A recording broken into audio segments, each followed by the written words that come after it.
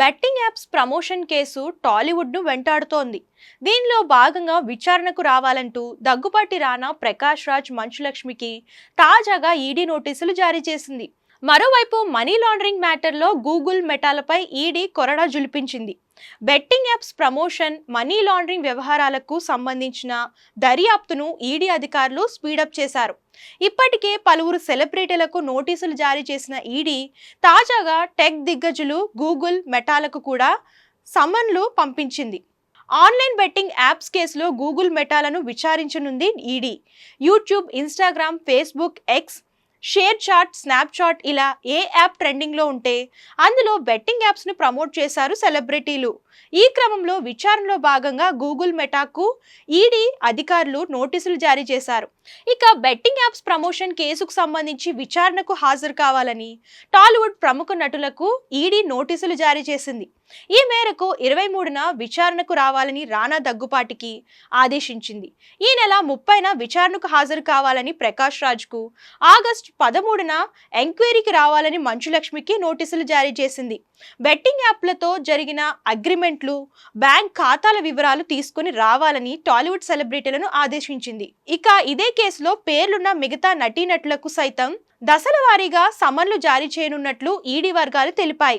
ఈ వ్యవహారంలో మొత్తం 29 మంది నటీనటులతో పాటు కంటెంట్ క్రియేటర్లు, సోషల్ మీడియా ఇన్ఫ్లుయెన్సర్లపై విచారణ జరుగుతోంది. ఆన్లైన్ బెట్టింగ్లపై పంజగుట్ట, మియాపూర్, సైబరాబాద్, విశాఖపట్నంలో పోలీసులు నమోదు చేసిన ఎఫ్ఐఆర్ల ఆధారంగా ఈడీ రంగంలోకి దిగి విచారిస్తోంది.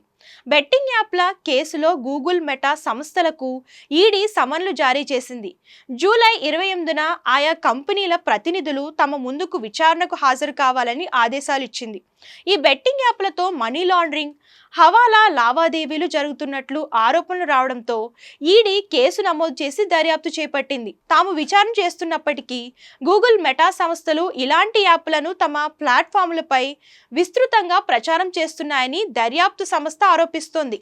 ఈ టెక్ కంపెనీలు బెట్టింగ్ యాప్ల ప్రకటనలకు స్లాట్ కేటాయించడమే కాక వెబ్సైట్ల లింకులను కూడా అందుబాటులో ఉంచుతున్నాయని ఈడీ పేర్కొంది. బెట్టింగ్ యాప్స్ వల్ల తెలంగాణలో ఎంతో మంది ఆత్మహత్యలు చేసుకున్నారు. ఆన్లైన్ యాప్లను విచ్చలవిడిగా ప్రమోట్ చేయడంతో ప్రజలు కూడా ఆకర్షితులై వాటిలో డబ్బులు పెట్టి నష్టపోయారు.